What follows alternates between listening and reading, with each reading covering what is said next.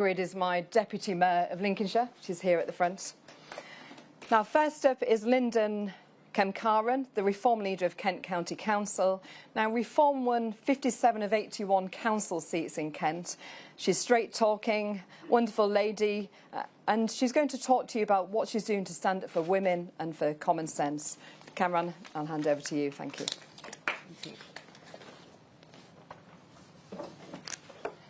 Thank you, Andrea. Thank you. Good morning, everybody.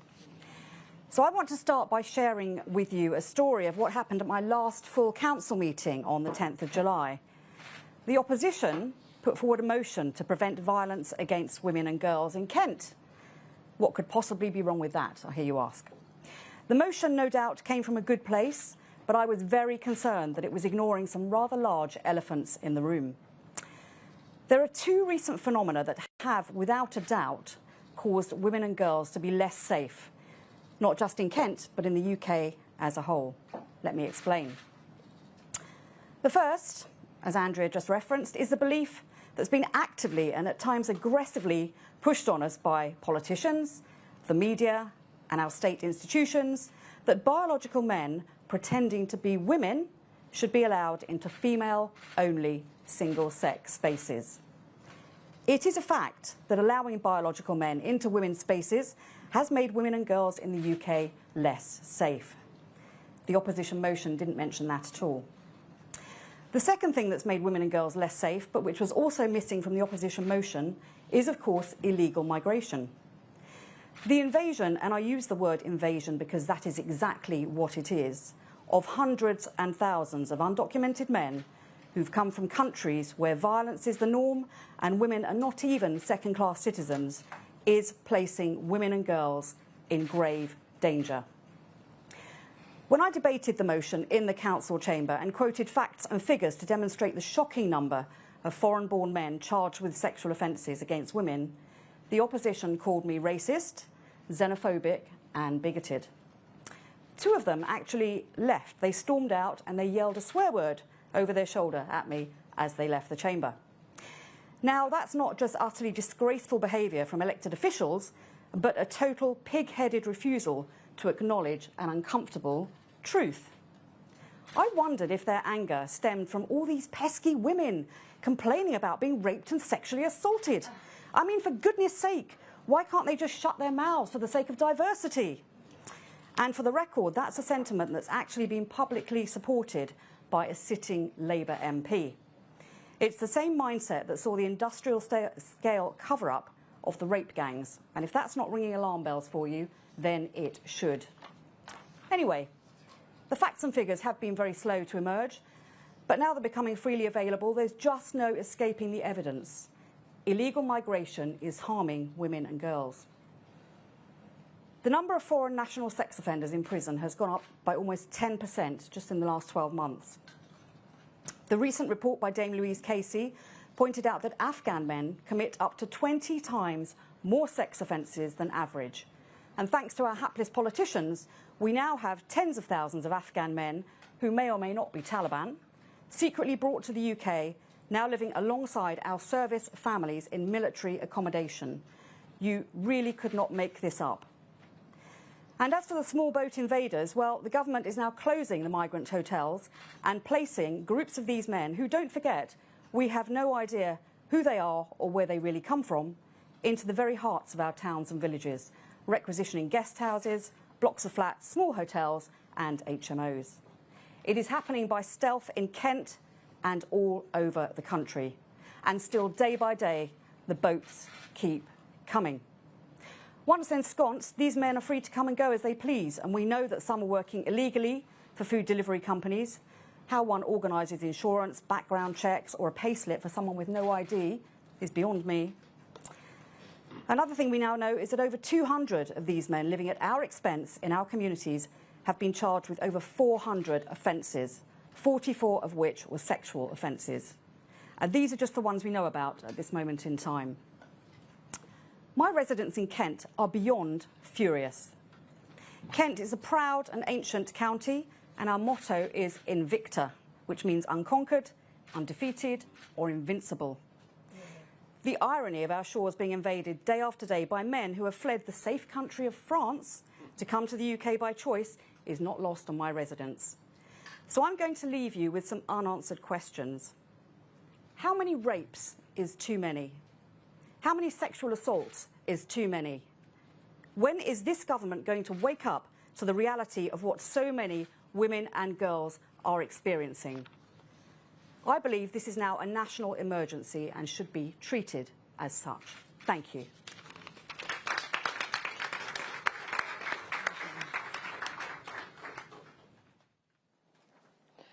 Thank you. It's very passionate. Next is Layla, who's our Westminster City Councillor. She's been a councillor for 3 years. She's also a criminal lawyer.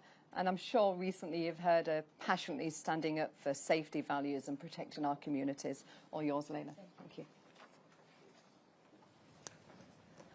you. Safety is the first duty of any government.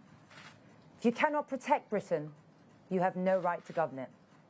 And ladies and gentlemen, thanks to Labour and Conservatives, Britain is now lawless.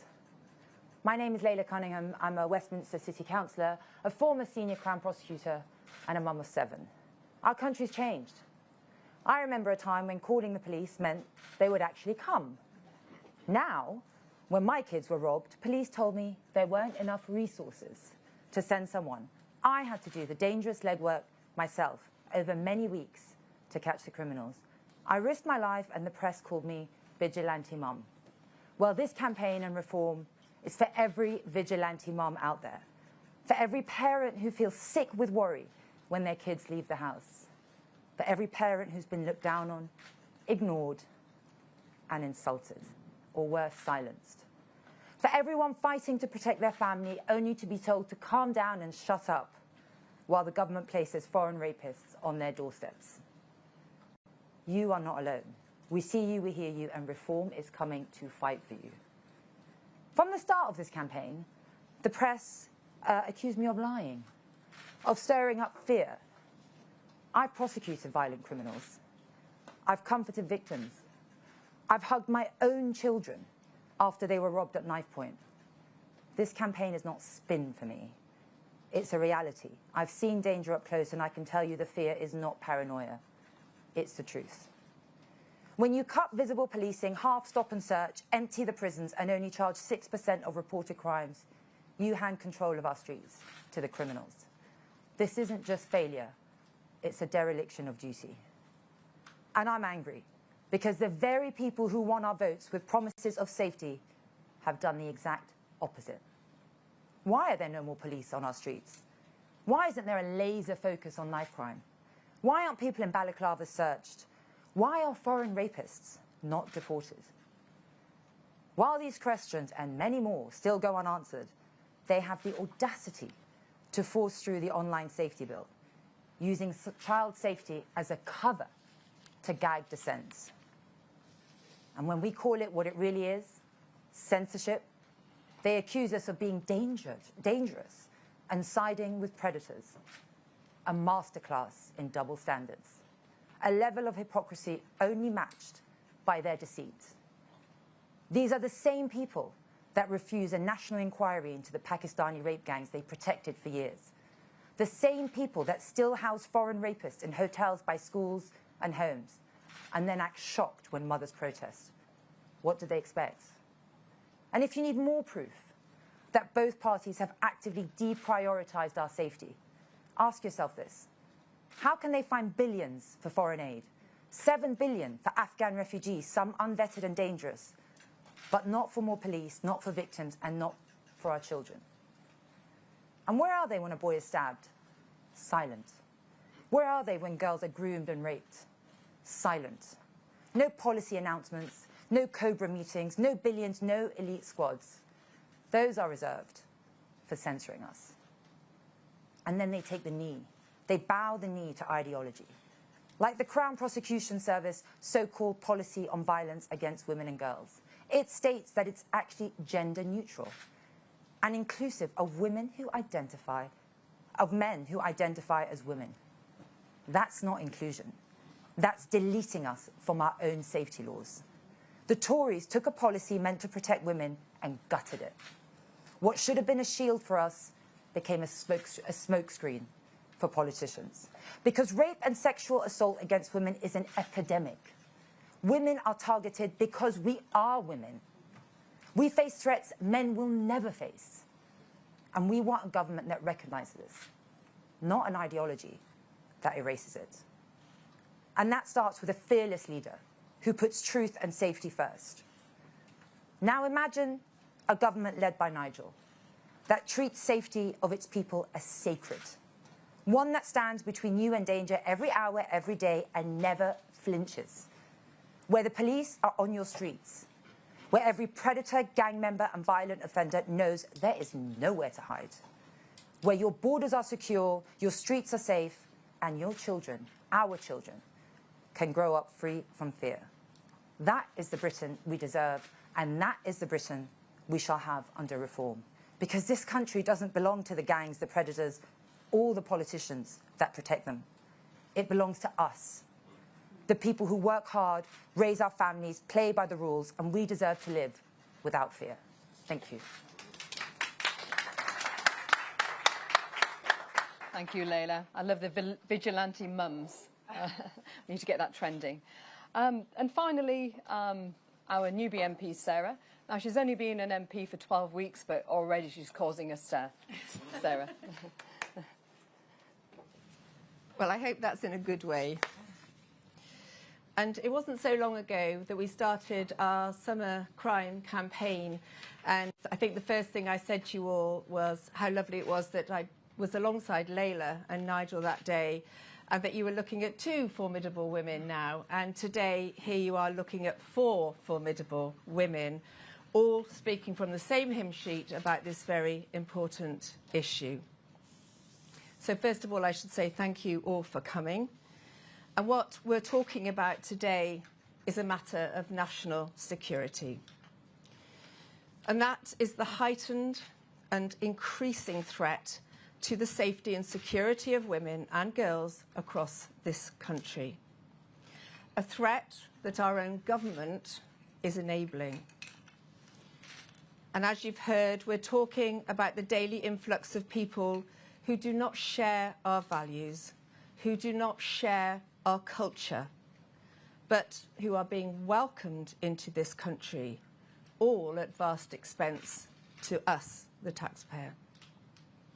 We know that on average 800 to 1,000 migrants are arriving illegally in Britain each week, 26,000 so far alone on what I hope people will stop calling small boats, because they're clearly not small boats, they're very large boats. And even on Saturday, I think there were, I read in the paper, 435 at Dover, arrived at Dover on Saturday. And all of these people are either checked into hotels or dispersed into houses of multiple occupancy, better known as HMOs, around the country. And there's disturbing news today in the press about how the Home Office are liaising with private contractors to sweep up whole streets of houses, to take over blocks of houses. We know that officially there are 210 registered asylum hotels currently housing migrants in the UK. That's the figure as of July this year. Yet despite the government promising to close all of these hotels by 2029, we see the exact opposite happening, don't we? Even more being opened every day. From Cheshire to Norfolk, from Epping to Ashfield, few areas of the UK have remained untouched by this wave of state-supported illegal migration. The vast majority of these migrants are young, military-aged males. We can see it with our own eyes. We can see it from the media coverage. We hear reports of their documents, their identity documents being thrown into the Channel just as they approach Dover. They're not throwing away their smartphones, are they? But they throw away their documents just so they cannot be identified. And this helps them game our archaically generous and trusting immigration system until they're simply approved by attrition by the Home Office.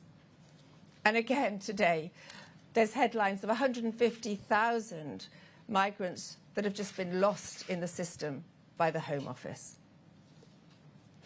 We know that many claim to be children on these boats, despite being visibly over 18. How stupid do they think the British public is? And of course, they're all coming from France, which I think's been mentioned, which, to the best of all of our knowledge, is still listed as a safe place to visit by our Foreign Office. So despite arriving here illegally, despite fleeing a perfectly safe European country, despite lying about their age, they are all housed, clothed, fed, all at the expense of us. Eventually, they will find themselves moved from a 3- or 4-star hotel and dispersed into local housing, ahead of our local British citizens on housing lists. I hear these stories all the time in my constituency. Once in an HMO, we know, don't we, that they often disappear off the Home Office radar into the black economy and often into a world of crime. The police have no knowledge of who these individuals are because basic information is not collected when these people arrive in the country. Is any facial recognition done? No. Are DNA swabs taken? No. Anything to help our police and security services investigate and detect crime? Of course not. Why not? Because the left-wing lawyers will cry human rights. Well, I don't know if any of you have been to the States recently. My fingerprints were taken, my facial biometrics were taken. And if you've read recently in the press, Europe is about to do the same to us. So what is the problem? The truth is, we have no idea who we're letting in. No idea how many of them have criminal records or who might be a red flag to our security services. How many are drug dealers, murderers, rapists, spies for hostile regimes, terrorists? What we do know is that this government is being forced, kicking and screaming, to accept that foreign nationals are 4 times more likely to commit rape or sexual assault than British men. The inconvenient truth for the left is that the culture of men from predominantly Muslim countries, like Afghanistan, is one that holds a medieval view of women's rights. It is fundamentally alien to the centuries of progress made by our own Western culture and attitudes. Women are at risk of sexual assault and rape from these men. Hundreds of young men who arrive in this country, housed in our communities, who undoubtedly become sexually frustrated, have a warped view of their right to sexually assault women. Of the 1,453 sexual assault convictions in 2024, 25% were committed by foreign nationals.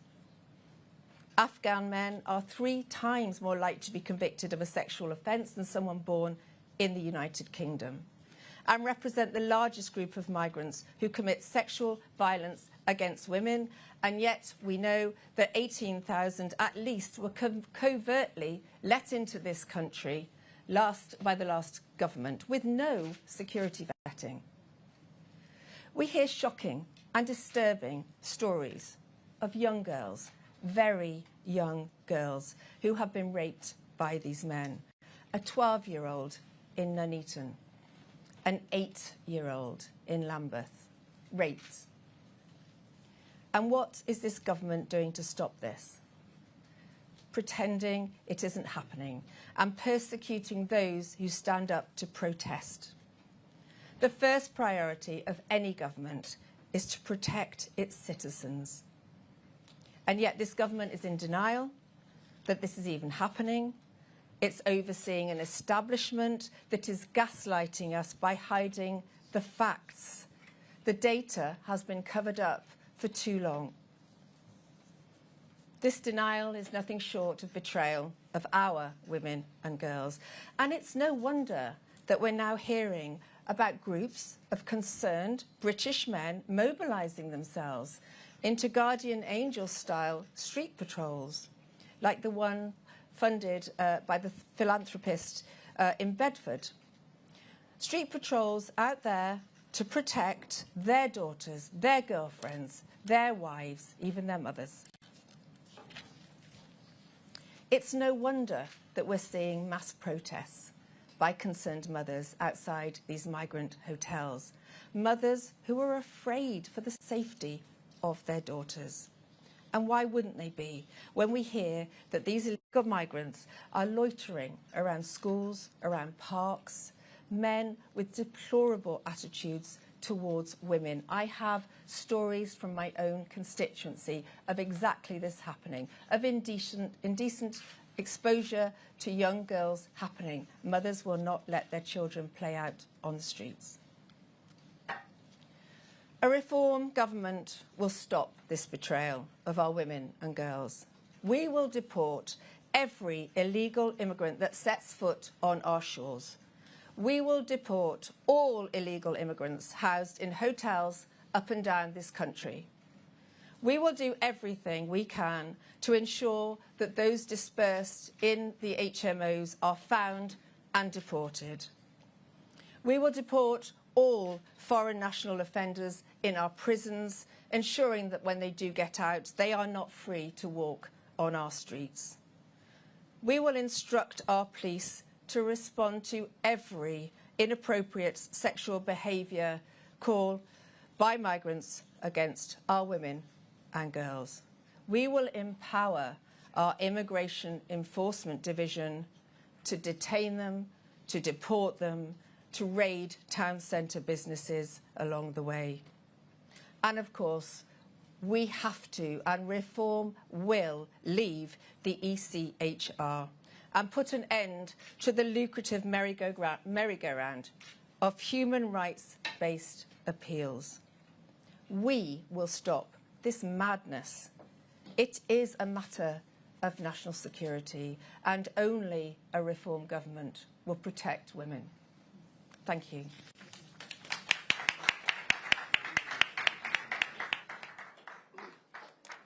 As you've heard today, safety and security of the British people is a top priority for all at Reform at every level. Now, ladies and gentlemen, the next 4 years, we have this opportunity to demonstrate that Reform is ready to take power in 2029. We've got great people like our council leader who's got power, and she's challenging the uniparty consensus. She's saving taxpayers' money. And I don't know if you heard yesterday from Reform HQ, already they've found £100 million in savings across councils in England so far, and they've yet more to find. We control councils, 2 mayoralties. Our Mayor Luke, who is across in Hull, is on a sacking spree and is determined to root out the blob who will undermine his democratic mandate and deliver, as am I. My Deputy Mayor Ingrid and I, we are determined to deliver for the 1.1 million people of Lincolnshire. And what we've got planned for our county will be a microcosm of what Reform can deliver in 2029. Now, you've heard from some of the many strong women from Reform, heartfelt stories. I mean, it's very sad, isn't it, to hear that Layla's children have been mugged. This is Sadiq Khan's London for you. But these are just a snapshot. Every Reform activist that I come across, every elected politician, they're all the same view. We're here to change Britain to as it used to be. Now, we're standing up for both women and men. Now, we've seen the Blair's babes, for those of you who are old enough to remember them, the Cameron's cuties, to which I was one. Getting a bit older now, though. But I'm proud to be one of Farage's fillies.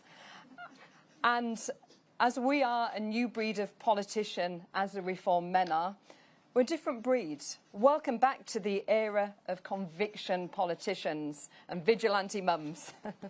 Welcome to the era of politicians who are fighting for you, for our children, and fighting for Britain. We will protect you from the undocumented males who are arriving in Britain. We will protect you from the blob that try to indoctrinate your children with the ridiculous left-wing ideology. We will sort out the courts and the processes and protect women and children from domestic abuse. Look, I've been there. We need to change that system. We need the system to also recognise the personality disorders out there, although we'd probably get rid of half the Commons if we did that. Now, we will stand up for mothers, for fathers, for children and Joe Bloggs in the street. We will fight for your future so you all feel safe and you all prosper. We will fight for you, for the British people, the doers, the strivers, the builders who are the heartbeat of our country. When I joined Reform last year, I said I was joining the party of the brave. I hope today you can see we are the party of the brave. Ladies and gentlemen, our fabulous Nigel and all at Reform are listening. We are acting. We will get Britain back to being a country that we are all proud of. Now, this is the end of the press conference. There'll be some tables in there where we'll be doing one-to-ones, press interviews. But thank you. I hope you all realise we will get the country back on its feet. We will make you safe. Thank you. Oh, is it these tables? Right. Can I get you